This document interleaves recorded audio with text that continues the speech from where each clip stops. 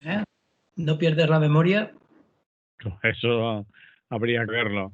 La de veces que llego a un sitio y no sé, bueno, ¿Qué ¿qué hago yo cara? aquí? ¿Qué, qué hago yo aquí? A ver si Bueno, me acuerdo. A ver si me acuerdo. eso nos pasa a todos.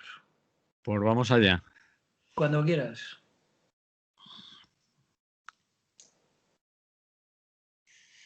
Rafa Rius, buenos días. Hola, buenos días Manolo y nuestra audiencia. Buenos días. Pues vamos con los temas que están por ahí y por aquí de actualidad y darle algunas vueltas. Muy bien. Referéndum y constitución en Chile. Pues cuéntanos cuál es Sí, tu... por fin, Por fin. después de un año, dándole vueltas y después de muchos conflictos en la calle y muchas broncas, y bueno, pues con casi el 100% de los votos escrutados, a estas alturas, durante el pasado domingo los ciudadanos decidieron por un rotundo 78% Sí, señor. de los votos emitidos reemplazar la actual Constitución que, para vergüenza de muchos, había sido redactada durante la dictadura de Augusto Pinochet, que como todos recordamos es la que oprimió Chile de 1973 a 1990. Desde entonces procedía la Constitución, más o menos cuando la nuestra, por entendernos. Sí. Creo que fue, la nuestra es del 78 y esta creo que fue del 80, por ahí. Pero bien, como aspecto novedoso y destacable, será la primera vez en la historia mundial, de todo el mundo mundial, que una constitución será redactada de forma paritaria entre hombres y mujeres. ¿A qué mola? Y además, estos hombres y mujeres serán elegidos otra vez en un referéndum por el personal, Sí, por la bueno, gente. la cosa se va a alargar un poco, ¿no? 2 años. Se planteaban dos preguntas. La primera de las dos preguntas era si quiere usted una nueva constitución. Y bueno, aprobó por el 78%, como hemos dicho. Y en la segunda pregunta planteaban qué tipo de órgano debiera redactar la nueva constitución. Y había varias posibilidades y, como tú decías, los chilenos optaron por una convención constitucional y escogieron una convención constituyente que estará formada por 155 ciudadanas y ciudadanos elegidos en su totalidad por voto popular. Ujú. Es la primera vez que se produce esto desde la independencia, desde 1833, nada menos. Eso quiere decir que los políticos actuales y los futuros, es decir, si no se presentan a esas elecciones, no tendrán la capacidad de ser los padres de la Constitución No, como... afortunadamente allí habrá 155 padres.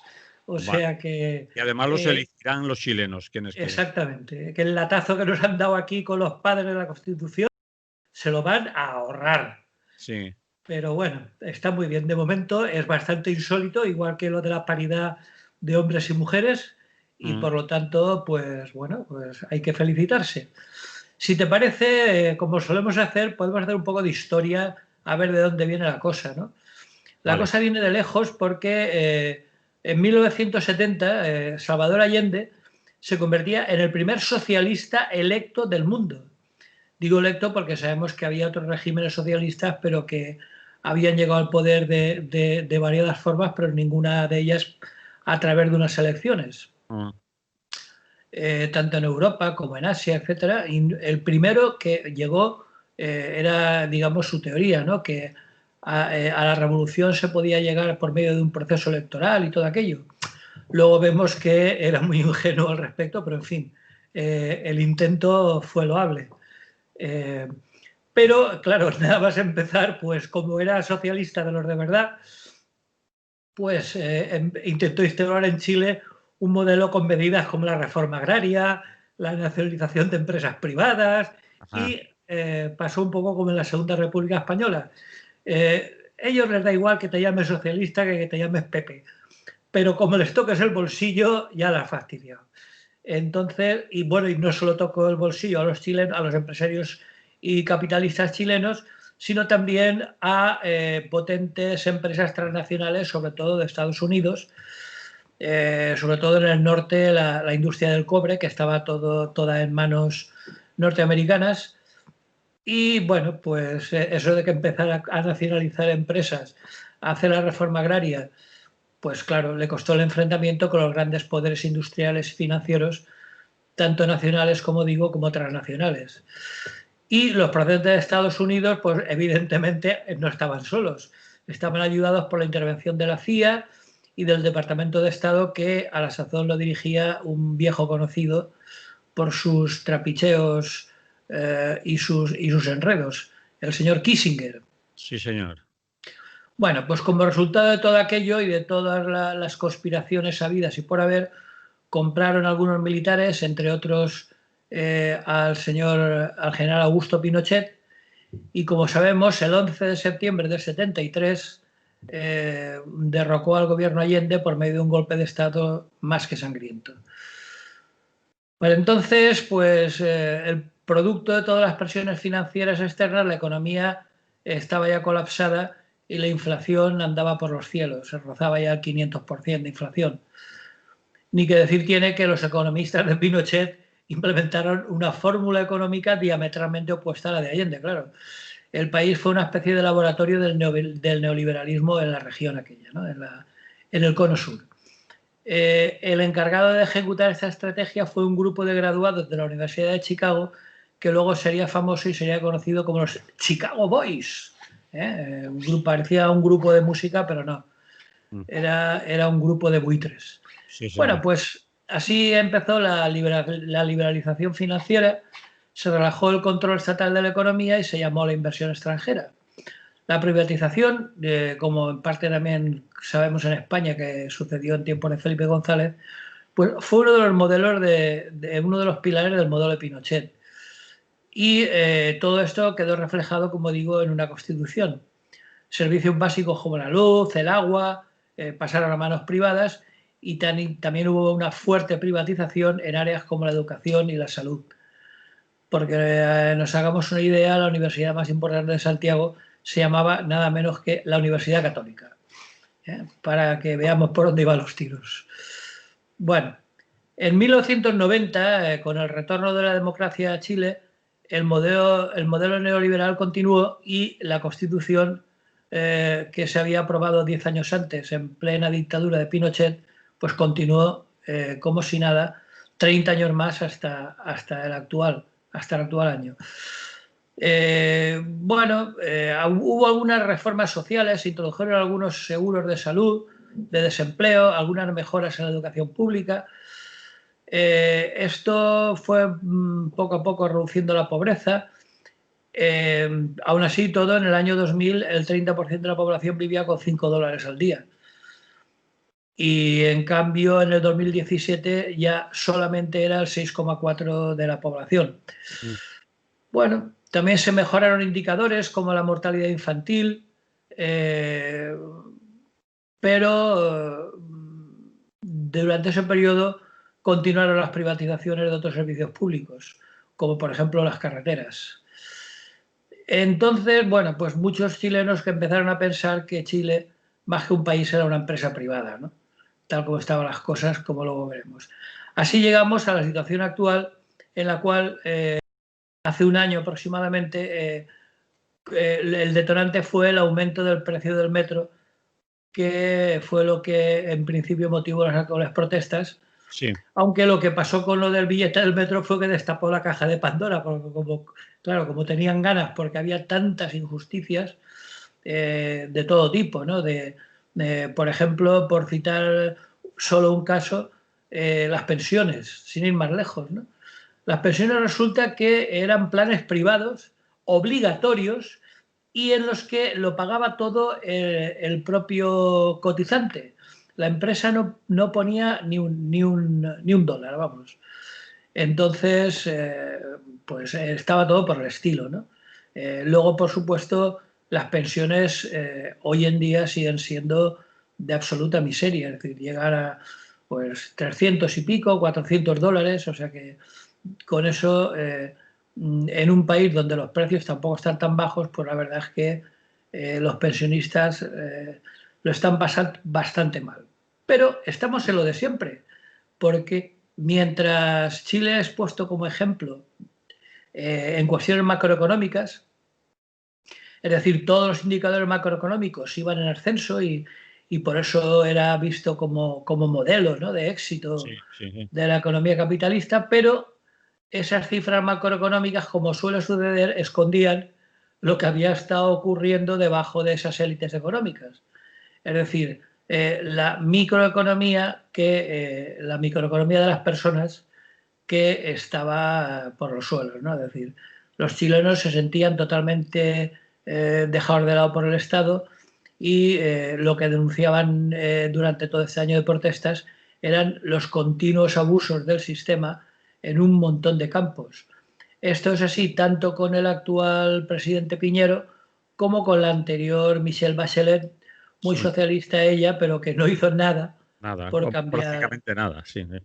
No, muy poco, hombre, alguna cosita haría para tal, pero el hecho es que en la actualidad, después de varios años de gobierno de la derecha, porque se han ido alternando, o sea, primero estuvo Bachelet a partir de los años 2000, 4 años, luego estuvo un primer mandato de Piñero, luego volvió en las siguientes elecciones a ganar los socialistas, volvió Bachelet y ahora está Piñero.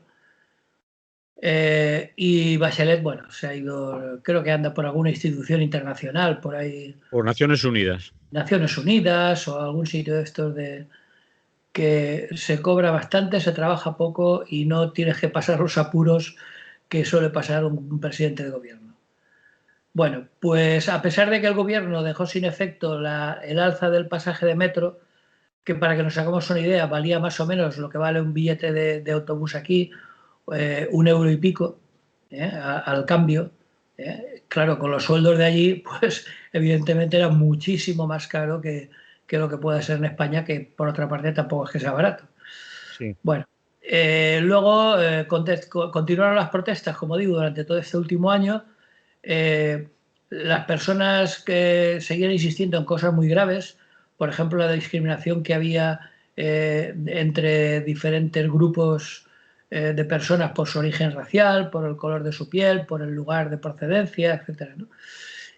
Y pues eso, veían que la gente estaba limitada por el apellido, por el lugar donde vivía, por el colegio que puede pagar o no pagar para sus hijos, porque como decimos, la educación está en gran parte privatizada. Y bueno, y por último, lo del sistema de pensiones, que eso ya es, vamos, como para ponerlo de ejemplo. El fondo privado que aporta el propio empleado, es decir, no los empleadores. Y que viene a cobrar, pues no llega a 300 euros al mes, eso es lo que se queda la pensión. Bueno, euros no, lo calculan en dólares, que aún todavía es menos, ¿no? Sí.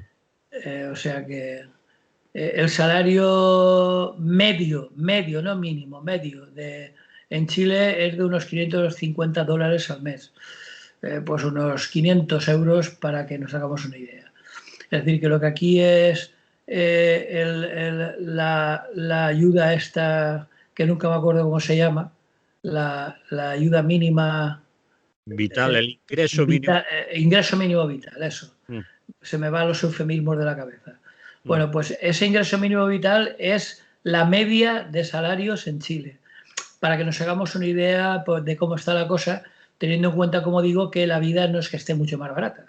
Está algo más barata, pero no demasiado. Así que debajo del éxito de esas cifras macroeconómicas, pues escondía un descontento acumulado que se ha traducido en este estallido social al que no se le encuentra salida. Veremos si la Constitución soluciona algo, ¿no? Porque encima están, como todo el subcontinente, metidos de lleno en la pandemia de las narices, ¿no? Aunque ellos dicen que el piñeravirus, había una pancarta que decía, el piñeravirus es más mortal que el coronavirus. Y por otra parte, la crítica es generalizada, es decir, no ha habido partido político que se haya quedado libre de críticas, ¿no? Porque, como digo, los socialistas tampoco hicieron demasiado. Entonces, pues los manifestantes acusan tanto a los líderes de izquierda, de derecha, de centro, y han visto que la justicia social cada vez está más lejos, ¿no? Ayer donde se gritaba que se vayan todos. Sí, que se vayan todos. Sí, Sí, Bueno, eso se gritaba en varios sitios. sí, Muy lejos de allí, en el Líbano, sí, también lo también. dijeron, ¿no? Mm, Es decir, que el hartazgo es generalizado respecto a todos los políticos, ¿no? mm, De hecho, hace unos meses se hizo una multitudinaria marcha de más de 1 millón de personas que tomó el centro de Santiago y protestando por eso, por la desigualdad terrible que había en el país y exigir la puesta en marcha de profundas reformas sociales, ¿no? Porque eh, la cuestión no se soluciona con algún decreto ley poniendo parches y demás, ¿no? Así que ahora la protesta ha desembocado en la elaboración de esa nueva constitución y esperemos únicamente que sus artículos no se queden en papel mojado y que ayude a que esas cifras macroeconómicas lleguen a las microeconomías de las personas, que es lo que hace falta, ¿no? Entonces, bueno, eso será el 11 de abril del próximo año para elegir directamente a los miembros de esa convención constituyente que, como decíamos al principio, pues es la que elegirá a 155 miembros repartidos equitativamente entre hombres y mujeres. Y otro aspecto interesante, con un número de escaños reservados para los pueblos indígenas. mm. Sabemos que en el sur de Chile, sobre todo los mapuches, están también en pie de guerra, tienen unas reivindicaciones muy claras porque, como hemos dicho antes, hay bastante discriminación por etnias, ¿no? Entonces, bueno, intentan que eso se supere y van a reservar una serie de escaños exclusivamente para los pueblos indígenas. Así que, bueno, la cosa va para largo porque, claro, eso será en el 11 de abril concretamente. Luego, en mayo, empezarán a redactar la nueva constitución y, bueno, esperemos que para finales del año próximo ya esté aprobada. Como El decía, proceso sí, dice que hasta que entre en funcionamiento duraría aproximadamente 2 años. En esos 2 años hay alguna gente que puede esperar palos en la rueda, no a lo Allende quizás, pero intentos de que no se cumpla todo lo que el pueblo ha votado, desea y todo eso que hemos dicho como ejemplo de constitución, etcétera, etcétera, pues quizás algunas fuerzas políticas intenten que no lleguen a tanto, ¿no? ¿No crees? sí, sí, de hecho se ha retrasado bastante. Esto que se ha aprobado ahora, este referéndum estaba previsto para hace bastantes meses.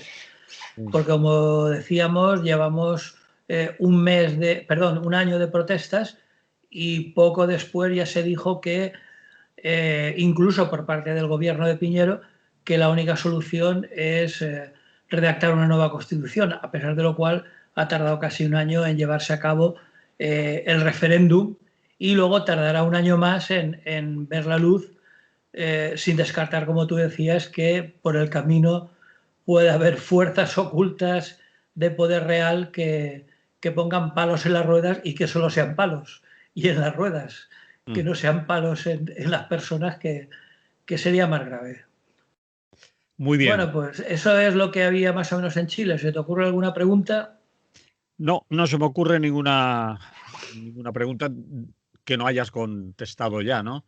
Es decir, eh, Hombre, eh, es bastante esperanzadora ha lo que han estado mucho, previsto.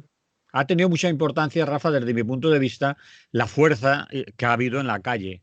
Es decir, las movilizaciones continuas y lo que ha costado a mucha gente. Aparte de las vidas, hay mucha gente que se ha quedado tuerta o ciega, porque los carabineros, que creo es como se llaman allí, los milicos, pues disparaban perdigones a la cara y a los ojos de los manifestantes, ¿no? Es una de las características que nos contaban en redes alternativas y también alguna en las redes convencionales, en los medios convencionales, de los manifestantes y de la fuerza que ha tenido la presencia continua y continuada de gente en la calle.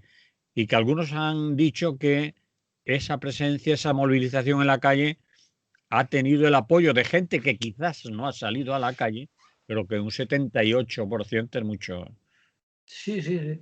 ¿Eh? Pero claro, o sea, todo cambio a mejor tiene su coste en sangre, incluso en vidas, ¿no? Sí. Es decir, eso es evidente. Pero claro, los manifestantes tampoco se quedaban cortos, porque recordemos que han ardido 3 o 4 estaciones de metro y la contestación en la calle frente a la violencia policial tampoco se cruzaban de brazos. Es decir, que por supuesto que ha habido víctimas, por supuesto que como siempre ha habido más víctimas entre la gente que entre las fuerzas represivas, pero ha sido una lucha muy dura.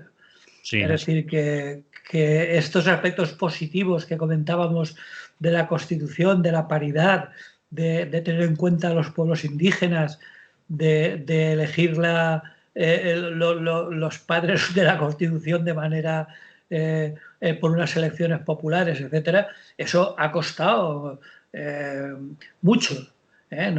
Aquí no hay nada gratis. eso es. Y únicamente esperemos que la cosa quede ahí, ¿no? No ha sido una donación de los de arriba, No, no, no, no. ni un acto voluntario de la oligarquía chilena, ni No, mucho. no, no. Eso se ha conquistado en la calle. Muy bien. Pues eso era quizás lo único que podíamos remarcar y ya está. Sí, sí, sí. Lo dejamos aquí, pasamos a otro tema para que Pues nos... sí, si te parece lo dejamos y si hay alguna novedad, pues ya informaremos. Muy bien. Una pausa. Sí.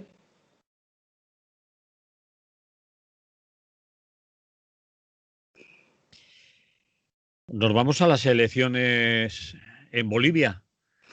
Sí, otro estado que está más al norte de Chile, más o menos en la misma parte, no recuerdo ahora si llega a tener algo de frontera, creo que sí, por el famoso Salar de Uyuni, el lugar este que, si recuerdas, hace unos meses comentábamos que era una mina de litio muy importante. Bueno, pues por ahí se comunican Chile y Bolivia. En Bolivia también coincide con otra cosa, con que se cumple ahora un año de movidas. Allí fue un poco diferente porque la caótica situación en Bolivia que ha durado durante este último año, desde las fallidas elecciones anteriores a las que ha habido ahora, la podríamos resumir en una conocida sentencia que dice aquello de que todas las personas somos necesarias, pero ninguna es imprescindible. Sí, Lo digo por el señor Evo Morales, sí. porque con su empeño en permanecer en el poder, más allá de los 3 mandatos constitucionales que arbitraba como máximo la Constitución, forzó para conseguir que le autorizaran a presentarse una vez más y sirvió de excusa perfecta para todas las fuerzas de derecha y de extrema derecha para montar, bueno, y la policía, el ejército, etcétera, pues policía y militares forzaron la situación para dar lo que Evo Morales decía y que ahora se ha comprobado que era cierto, que era un golpe de Estado de facto para obligar a Morales a salir del país, acabando así con este gobierno que podríamos llamar por entendernos, socialdemócrata, ¿no? de Evo Morales, ¿no? Todo esto se lo podrían haber ahorrado los bolivianos, sobre todo teniendo en cuenta que, como se ha visto ahora, el MAS, el Movimiento al Socialismo, que es el partido de Evo Morales, tenía el respaldo de una amplia mayoría. Y que ahora, en estas elecciones, está de vuelta al poder, ¿no? El candidato era Luis Arce, exministro de Economía con Morales, y que ganó de manera contundente la primera vuelta con un 55 y pico %, algo que las encuestas no lo vaticinaban ni en broma, vamos. Con lo cual estaba claro que el MAS, el Movimiento al Socialismo, tenía un apoyo bastante mayoritario que incluso ha evitado una segunda vuelta, porque sabemos que en Bolivia, igual que en algunos países como Francia, las elecciones se hacen en 2 vueltas, a no ser que uno de los candidatos en la primera vuelta obtenga más de la mitad más uno de los votos, como ha sido el caso ahora con el señor Luis Arce, que con el 55% pues ha obtenido votos de sobra para ahorrarse la segunda vuelta. Bueno, pues este escenario era difícil de imaginar hace un año. En noviembre del 19, cuando, como recordamos en esas imágenes que vimos de militares sentados ahí en una mesa, Morales tuvo que renunciar después de que el ejército y la policía, que se había rebelado y declarado en huelga, le dijeran suavemente que, bueno, que mejor se iba. Entonces, bueno, la ultraderecha y los partidos de derecha montaron eh, intensas protestas denunciando el fraude electoral. Hubo una colaboración entusiasta de la Organización de Estados Americanos, la OEA, que yo diría que más que OEA es OEDA, es decir, Organización de Derechas Americanas, porque vamos, todas las recomendaciones y siempre que se meten por medio es con un claro tufillo derechista, ¿no? Así que bueno, pues en medio de todo ese proceso de incertidumbre y de polarización política que ha vivido el país durante este año, por fin los electores en su mayoría se han inclinado por la candidatura de Arce, la del MAS. Sí. Que por cierto Arce es el cerebro económico que el ministro de Economía con Evo Morales, que es el que durante los casi 14 años que estuvo en el poder fue el que propició el auge económico que vivió Bolivia. Sabemos que las cifras económicas en Bolivia desde el año 2000 han mejorado notabilísimamente, ¿no? Y eso se le achaca a las políticas implementadas por el actual presidente ganador, ¿no? Por el señor Arce. Así que bueno, pues después de 5 días de recuento, el pasado lunes el órgano electoral plurinacional, de manera que ya no se podía escaquear porque estaba demasiado claro, ratificó que lo que a pie de urna ya se preveía, ¿no? Y es eso, que se superaba el 50% de los votos y el anterior candidato, Carlos Mesa, que es el que había montado la bronca hace un año, el candidato derechista, alcanzó el 28 y pico por cien, es decir, que aparte de que no había hecho falta una segunda vuelta, pues hay un veintitantos por cien, perdón, veintitantos puntos de diferencia de uno a otro, o sea que la victoria ha sido contundente y clara. Entonces, bueno, pues el domingo y el lunes pasado la victoria del MAS fue reconocida hasta por la presidenta de facto, la Yanine Áñez, que sí, Biblia en mano y coronavirus mediante, se ha dedicado a dar largas y a demorar un año la celebración de las elecciones. Porque si recordamos cuando subió al poder como vicepresidenta del Congreso, pues dijo que nada, que ella estaba ahí para un rato porque enseguida iba a convocar elecciones. Bueno, ese enseguida se ha convertido en un año y afortunadamente ha dicho o dijo en su día que que no se iba a presentar en estas, ¿no? Sí, lo tenía un poco jodido claro, para sacar algo después de lo hecho, ¿no? Esta señora es aquella que subió al estrado con la Biblia y, sí. Y hablaba de todo eso, ¿no? Sí, que un poco al estilo norteamericano, que in God we trust, ¿no? O sea, confiamos en Dios. Sí.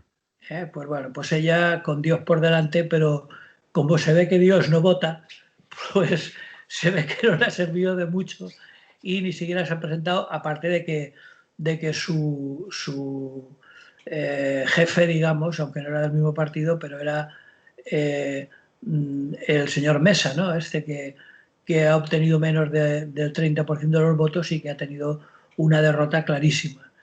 Sí. Y bueno, pues ya los presidentes de Argentina, el señor Fernández, el de México, el López Obrador, el de Chile, Perú y hasta el gobierno de los Estados Unidos han felicitado al señor Arce y a su candidato a la vicepresidencia, que tiene un nombre que demuestra la importancia que tienen los indígenas en el actual gobierno. Sí. Se llama David Choquehuanca. El apellido Choquehuanca muy castellano no parece, suena más bien a inca que a otra cosa.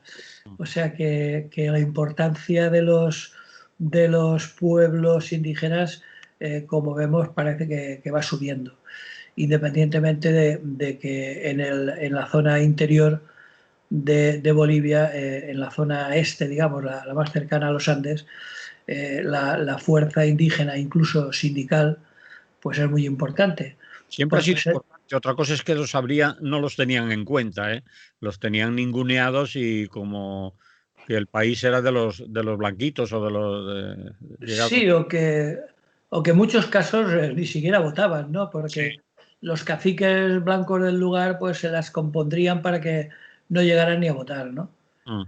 Entonces, bueno, pues la situación está bastante clara y esperemos que el señor Arce continúe con sus políticas de mejorar la situación social en Bolivia, que aparte de lo que pudiera hacer Evo Morales, es un país muy rico en recursos naturales, es decir, petróleo, lo que comentábamos del litio en el Salar de Uyuni, etcétera. Y, por supuesto, hay muchos intereses de financieros y de compañías, tanto nacionales como internacionales, para que la cosa no se desmante. Veremos cuando empiece a tomar medidas efectivas y prácticas si la cosa continúa, ¿no?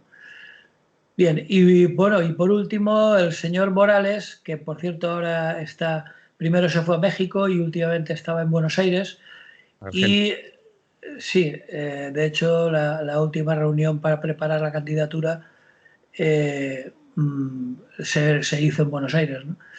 Entonces, pues parece ser que ya ha dicho que eh, se va a retirar y se va a dedicar a lo que empezó haciendo, que es hacer sindicalismo, sindicalismo e indigenismo, ¿no? Se retirará a su pueblo, a sus zonas y seguirá haciendo política de base, pero en ningún caso interferirá para nada en... Se ha dado cuenta de que había sido una metedura de pata lo que hizo hace un año, parece ser, y se dedicará pues a eso, a hacer militancia de base. Bueno, no sé si tendrá muchas ganas y bueno, Hombre, lo que ha dicho, otra cosa es lo que haga. bueno, no sé, como aquel que bajó a la mina en Asturias, me acuerdo de un dirigente del Partido Comunista, Ah, por sí, por sí, su sí. nombre, que Que era, duró poco en el pozo. claro, bajó al pozo un día o dos, salió en la televisión y dijo esto no es para mí, ya no puedo con el cuerpo y lo dejó. Es de aplaudir que por lo menos lo intentara y lo dijera y no se metiera en una puerta giratoria como hacen otros para que no nos digan, ¿no? Pero en fin, veremos lo que hace el señor Evo Morales. Yo creo que se retirará a una vida tranquila porque ya ha hecho Bueno, en también. principio ha dicho que incluso ha dado fecha el 11 de noviembre como fecha más probable para su vuelta a Bolivia, pero en cualquier caso ya ha anunciado que, pues eso, que dejará la primera línea política y se dedicará a otras labores sindicales, indigenistas de base, en las que, como decíamos, el señor Evo Morales, que fue todo un icono durante bastantes años, desde principios de siglo, pues, como decíamos al principio, es necesario, pero no imprescindible. Muy Entonces, bien. así está la situación. Hacemos otra pausa, Pues Rafa. sí, si te parece. Así nos relajamos, escuchamos otro poco de música. Muy bien.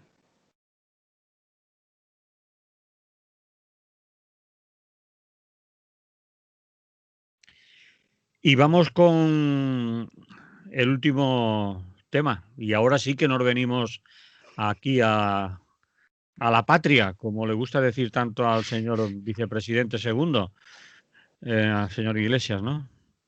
Hombre, el Bancos de, señor se ha declarado patriota en muchas ocasiones. bueno, no utiliza el nombre de España, ni de Estado español, ni de nuestro país, sino cada vez que se refiere a este lugar donde vivimos y habitamos todos, dice la patria, nuestra patria, la Mm. patria. Bueno, cada uno. Bancos de alimentos y comedores sociales. Sí, es un tema que, por no hablar de nada relacionado con el virus, que ya está suficientemente informado y tocado en todos los medios, incluido en Radio Clara, pues se me ha ocurrido que podíamos hablar de esos temas que quedan absolutamente oscurecidos y olvidados y que sin embargo son necesarios y fundamentales a la hora de hablar de la crisis. Hay más. Aparte de los bancos de alimentos y los comedores sociales, podríamos hablar de los desahucios, de los sin techo, etcétera, etcétera, ¿no? Aunque está relacionado con todo esto, evidentemente. Porque habría que hacer una consideración previa. Sabemos que, porque lo hemos dicho en diversas ocasiones y con diversos datos en la mano, que el hambre en el mundo no es una cuestión de falta de comida, sino de desigualdades y despilfarro. Es decir, de Entonces, reparto. sí, de reparto, claro. Hay algunos estudios, hay diversos estudios de organismos internacionales, como la FAO, la UNICEF, etcétera, que han calculado que con lo que se desperdicia en el mundo podríamos abastecer a la mitad de la población actual. Es decir, que es muy fuerte. Es decir, el despilfarro de comida es, sin duda alguna, una de las paradojas más vergonzosas, ¿no? Porque por un lado se calcula que hay que aumentar la producción de alimentos en un 70% para alimentar a la población mundial, que según previsiones va a alcanzar los 9.000 millones en el 2050. Y por otro, pues se desperdicia más de un tercio de la comida que se produce, lo cual no tiene ningún sentido, ¿no? Mientras en muchas zonas del mundo hay terribles hambrunas y muchos niños y no tan niños están muriendo de hambre a cada minuto que pasa, ¿no? Bueno, pues eso, que si recuperáramos todo lo que se pierde y todos los residuos que se tiran, seguramente la situación cambiaría significativamente, ¿no? Es evidente que en una situación como la actual, que bueno, que de crisis generalizada, tanto económica como sanitaria, etcétera, lo que todos sabemos, pues habría que buscar alternativas para optimizar al máximo nuestros recursos, porque claro, sin olvidar que además de las zonas del mundo que sabemos de siempre, que padecen graves epidemias de hambrunas endémicas, en los países llamados desarrollados, como el nuestro y los estados del bienestar y todas esas tonterías que nos quieren colar, también existen importantes bolsas de pobreza cada vez mayores y donde el hambre está presente de manera permanente. Es decir, incluso en los países que se declaran en cabeza del mundo, ¿no? En Estados Unidos hay millones de personas sin techo, vagabundeando por sus calles y pasando hambres y miserias varias. Bueno, pues por no irse tan lejos, aquí en España se produce esa situación y por no ir más lejos, en Valencia hay más de 500 personas que están viviendo en la calle. Se trataría, por lo tanto, de evitar el desperdicio de alimentos y, bueno, se han puesto en marcha algunos proyectos para recoger y distribuir los productos alimenticios a punto de caducar, pero aún en perfectas condiciones, ¿no? Tú sabes, Rafa, que hay incluso empresas de estas grandes dedicadas a la alimentación, supermercados que conocemos, ¿no? Sí. Vamos a decir nombres, que productos a punto de caducar o caducados o deteriorados por su presencia cara al público, que no lo consideran interesantes tener en sus expositores, pues los tiran a la basura. Pero cuando descubrieron que mucha gente acudía a la hora de sacar los contenedores a recoger o a coger esos alimentos que aún eran perfectamente válidos para consumirlos, para comerlos, pues se dedicaron, entre otras cosas, a romperlos dentro del propio establecimiento, cuando no, algunos denunciaron que les echaban ácidos o lejía o cuestiones de esas para hacerlos inútiles para el consumo humano, ¿no? Sí, lo había oído. Llega a tal extremo eso ya es maldad, ¿no? Es decir, es tener mala idea, por no decir otra cosa, que sonaría mucho más grosera, ¿no? Hombre, hay un dato curioso y es que según un informe del Ministerio de Agricultura, Alimentación y Medio Ambiente, se ha constatado que de todos los alimentos que se deben retirar por estar próxima o vencida la fecha de caducidad, solamente un 20% son aprovechados y son entregados a una ONG o al Banco de Alimentos. Y el 80% restante se tiran a la basura directamente. Mientras tanto, la gente pasando hambre. últimamente se están empezando a dar cuenta que eso es una mala imagen y las grandes cadenas de distribución están empezando a repartirlos por diferentes puntos, como bancos de alimentos, etcétera, para mejorar su imagen, fundamentalmente, claro. Entonces, bueno, pues sobre este tema en nuestro país se dan auténticas situaciones dramáticas. Es decir, mientras que cada vez hay más personas que se están alimentando con productos en dudosas condiciones sanitarias, recogidos directamente en cualquier sitio, ¿no? A veces en los contenedores de los supermercados y a veces en la basura directamente, ¿no? Sí. Entonces, bueno, luego hay algunas dificultades, sobre todo en los comercios pequeños, para donar los alimentos que se desperdician diariamente, que son toneladas, ¿no? Y que podrían ayudar a comedores sociales, centros de acogida, ONGs, bancos de alimentos, etcétera, porque no tienen forma de hacerlos llegar con furgonetas refrigeradas, ¿no? Que es lo que manda la ley. Entonces, bueno, pues el objetivo es conseguir que todos los alimentos que se desechan que lleguen a la alimentación de aquellas personas que lo necesiten, ¿no? Pero claro, no es tan sencillo como aparentemente parece porque la ley a veces no lo permite y como digo por eso, pues porque no cuentan con furgonetas con equipos de frío, los restaurantes muchas veces también tienen que tirar alimentos excedentes de sus cocinas, pero a pesar de ello, bueno, por lo menos ya se han formado varias asociaciones vecinales en Barcelona, Madrid, Bilbao, incluso en Valencia, que recogen los alimentos frescos de los supermercados. Es decir, van ellos directamente, son como ONGs, vamos, y los distribuyen entre las familias que lo necesitan. Han descubierto un sistema muy curioso y es que al no poder recoger la comida con furgonetas preparadas al efecto, la recogen como si estuvieran haciendo la compra y cuando pasan por caja no les cobran, no pagan. Entonces la reparten entre las familias sin recursos, ¿no? Es una especie de voluntariado para intentar que el objetivo de conseguir que se flexibilice un poco la normativa para que todos los alimentos que se desechan puedan ser aprovechados, ¿no? Y bueno, y habría muchas formas de conseguirlo desde un punto de vista político, ¿no? Por ejemplo, un servicio municipal o autonómico de recogidas que hiciera una ruta para recorrer todos los supermercados y retirar los alimentos aptos para el consumo, que colaboraran en ello asociaciones de vecinos, ONG, acreditadas para estos menesteres, etcétera, ¿no? O sea que soluciones hay. Lo que se trata es que no haya gente pasando hambre como la hay en estos momentos, ¿no? Es decir, solamente en Valencia hay más de 500 personas, como digo, que están viviendo en la calle, ¿no? Esos son los que están viviendo en la calle, pero me imagino que hay muchas más Sí, familias. sí, sí, hay muchas más familias que tienen casa, pero bueno, hay un problema para la gente que vive en la calle que es bastante complicada, hablando de los bancos de alimentos, ¿no? Hay una federación estatal, que la FESVAL, que la conforman 54 bancos de alimentos asociados en toda la geografía española y que reparten alimentos entre más de 7.000 entidades diferentes y que afectan a más de 1 millón de beneficiarios, ¿no? Bueno, eso está así, pero hay un problema añadido. Y es que los alimentos depositados en esos bancos, la mayor parte son de elementos, de alimentos, perdón, que necesitan un procesado, ¿no? Necesitan cocinarlos. Sí.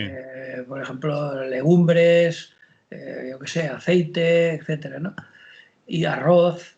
Y claro, la gente que vive en la calle no tiene medios No tiene, de hacerse una paella, no tiene una ni, cocina ni un microondas para hacerlo, sí. ni unas lentejas, ni nada por el estilo, ¿no? Es decir, no tienen microondas, no tienen ni siquiera un hornillo de camping gas, ¿no?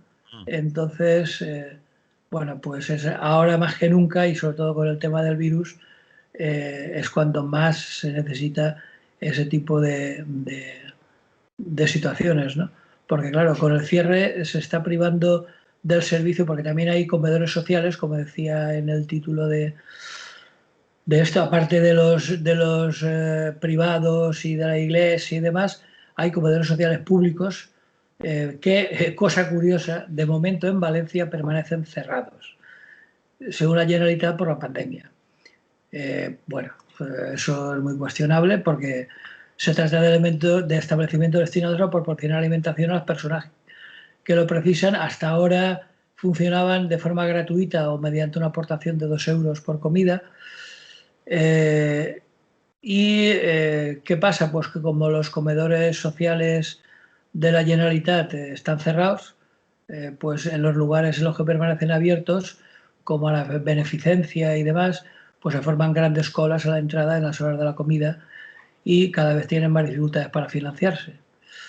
En Valencia acudían diariamente entre 200 y 300 personas a los 3 comedores municipales que existían, ¿no? Y bueno, menos mal que hay algunas ONG que recorren los campamentos de los sin techo que existen en la ciudad, que hay varios campamentos de campaña, de cartones, etcétera, y que reparten todas las noches pues entre 300 y 500 bocadillos para que por lo menos se echen algo al cuerpo, ¿no? Ya que no pueden cocinarse. Entonces, bueno, pues esas personas sin techo, que es un número aproximado muy difícil de calcular, pues lo tienen muy complicado.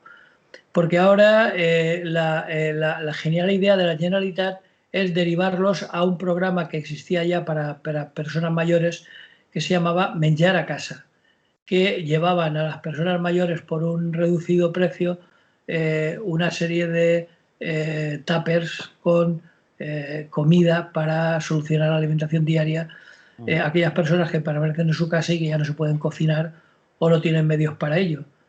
Bueno, pues eso es menjar a casa, como su nombre indica, es para personas que tienen casa, pero los que viven en la calle no sé cómo van a participar del menjar a casa cuando no tienen casa, ¿no? Porque se olvida que eso está orientado a otros perfiles, ¿no? Como a las personas, como digo, mayores de 65 años y que reciben en su domicilio la comida, ojo, también de lunes a viernes, los fines de semana y festivos que se busquen la vida.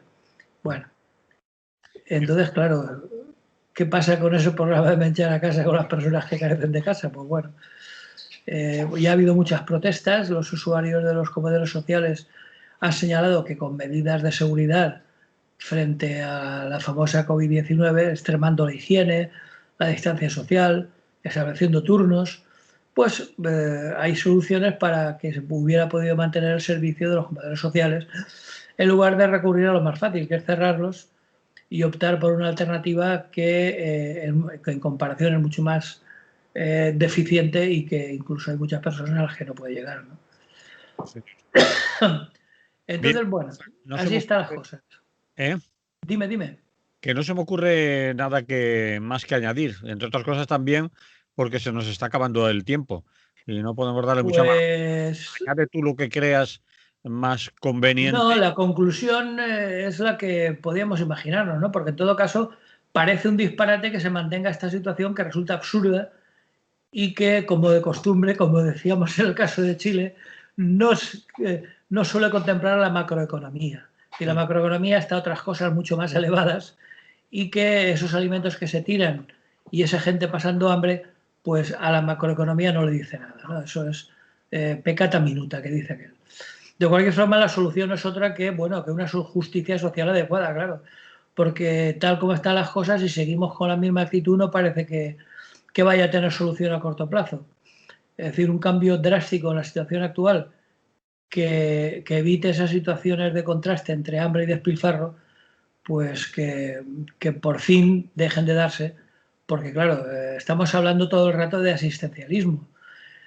Y el asistencialismo, por muy necesario que sea en casos extremos como está pasando ahora, pues es siempre un parche y nunca una solución.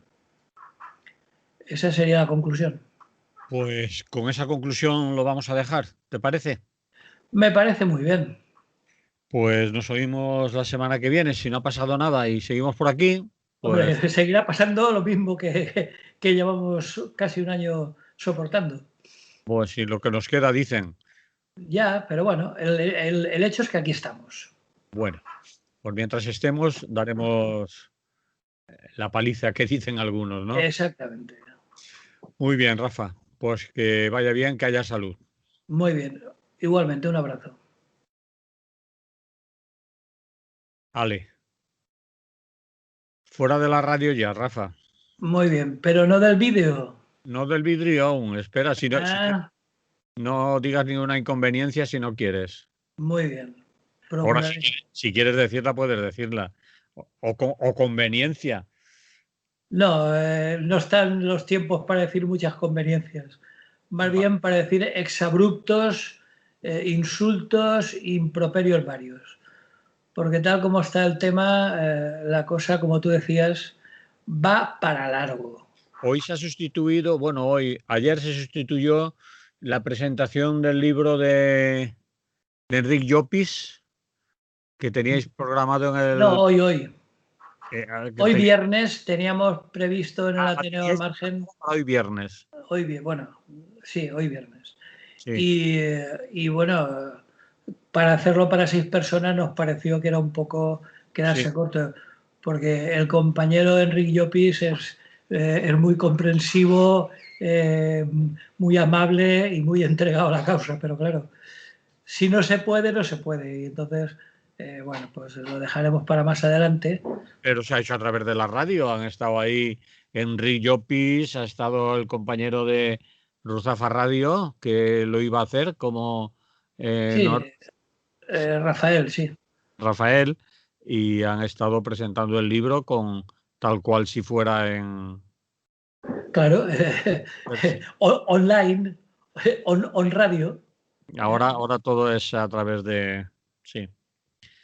Claro, Bueno, pero bueno, nosotros seguimos ahí, seguimos con la revista, en cuanto podamos volveremos a retomar todas nuestras actividades y de momento eso sí, los jueves ahí estamos, los incombustibles de siempre, Antonio y compañía, y Fermín y algunos otros, ahí estamos, manteniendo el local abierto y procurando que la presencia in situ no desaparezca, ¿no? Porque el online está muy bien, pero hasta cierto punto. Entonces, cuando se pueda, nunca sustituye a lo personal, al nunca, contacto, nunca. eso no va a suceder, pero están las cosas bastante feas para. Claro, pero una conversación mirando los ojos de tu interlocutor es insustituible, vamos, por mucho que medios técnicos que pongamos, hay que mantenerlo. Sí, señor. Bueno, pues nos oímos la semana que viene, lo dicho, Rafa. Muy bien, ¿todo bien por casa? Por de momento sí. Pues por aquí también. O sea que Ah, aguantaremos el tirón aguanta mientras podamos. el cacho tirón que nos viene encima, porque Sí, va a sí, ser gorda la que se prepara, ¿no? pues Pero en bien. fin, Y larga. y larga. Vale, Manolo, un abrazo. Igualmente. Hasta luego.